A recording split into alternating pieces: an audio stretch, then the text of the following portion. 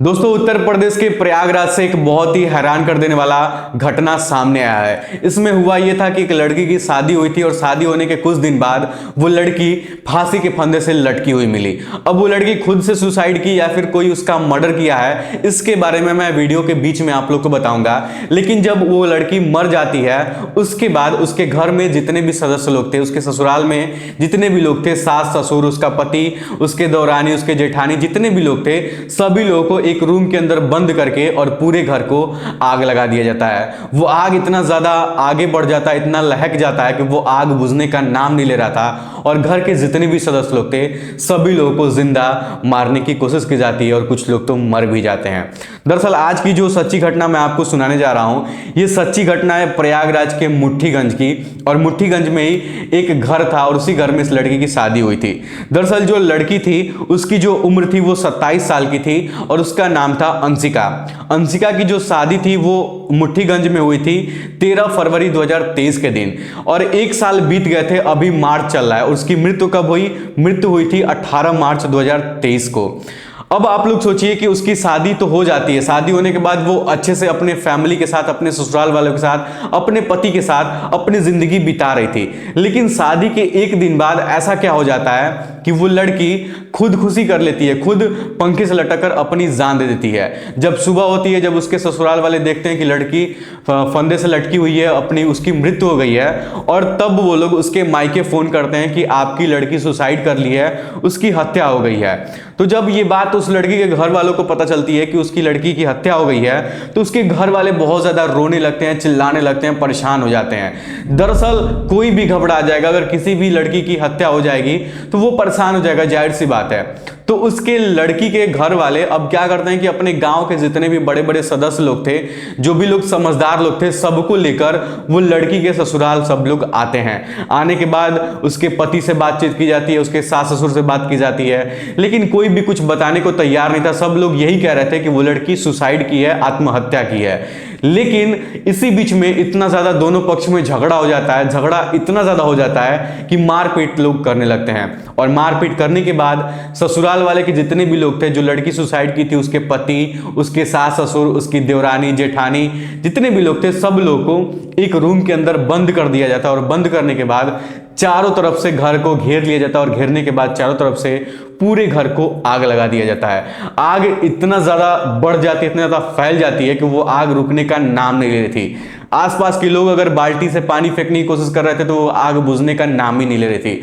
अभी तक ये मामला पुलिस के पास नहीं पहुंचा था, इतना सब कुछ हो गया था। एक लड़की घर में सुसाइड कर ली थी, उस घर में लोगों को पूरा आग लगा दिया गया था, लेकिन पुलिस को अभी तक ये जानकारी नहीं थी कि वहां पे ऐसा कुछ हो रहा था।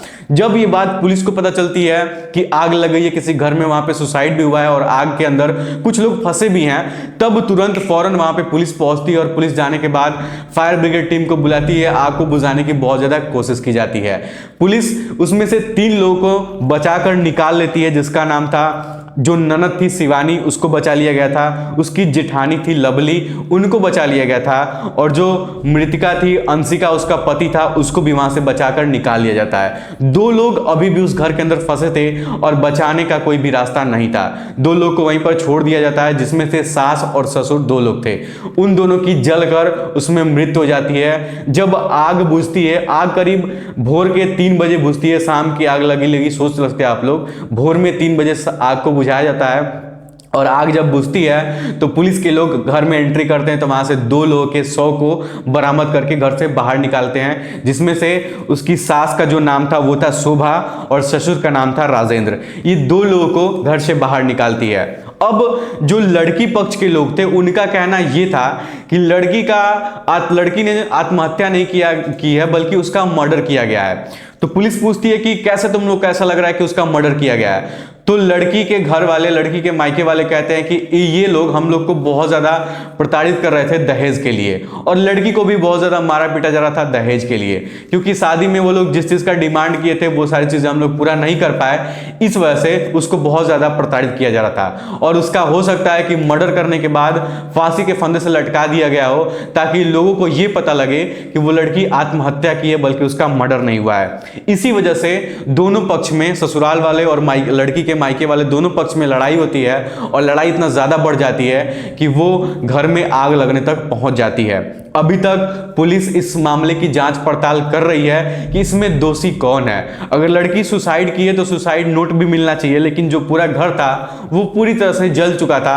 अब वहां से कोई भी सबूत निकालने की कोशिश की जाए तो वो नामुमकिन है, कोई सबूत मिल नहीं सकता है। फिलहाल लड़की के घर वाले ने एफआईआर दर्ज करा दिया है कि उसको प्रताड़ित किया जा रहा था सिर्फ दहेज के लिए, और हो सकता है कि उसकी आत्महत्या करके, उसकी मर्डर करके और उसको फांसी के फंदे से लटका दिया गया हो। दोस्तों, इस घटना को सुनाने का मेरा मकसद आपको परेशान करना नहीं है, और बल्कि आप लोग को जागरूक करना है, ताकि लाइफ में आप लोग ऐसी गलती कभी मत करिएगा। सच में मैं आप लोग को बता रहा हूं, कभी भी मत करिएगा।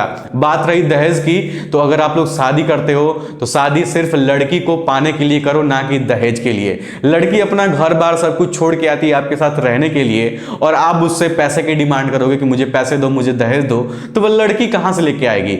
अगर आप खुद एबल हो अपना परिवार चलाने के लिए, तब आप लोग शादी करिए। वरना हाथ जोड़ के आप लोग से निवेदन करना हो कि आप लोग शादी मत करिए, नहीं तो ऐसे ही जिसकी जान चली जा रही है उसकी पूरी फैमिली बर्बाद हो गई। ना सिर्फ अंशिका की आत्महत्या हुई, बल्कि अंशिका के साथ साथ उसके सास ससुर और बाकी सारे लोग भी उस मामले में जल गए हैं, उनकी भी जिंदगी बर्बाद हो गई। तो आप लोग से हाथ जोड़ के निवेदन है कि आप लोग कभी भी ऐसी गलती मत करिएगा। वीडियो पसंद आए तो वीडियो को लाइक और चैनल को सब्सक्राइब जरूर करिएगा। मिलता हूं आप लोग से अगले वीडियो में, तब तक के लिए धन्यवाद।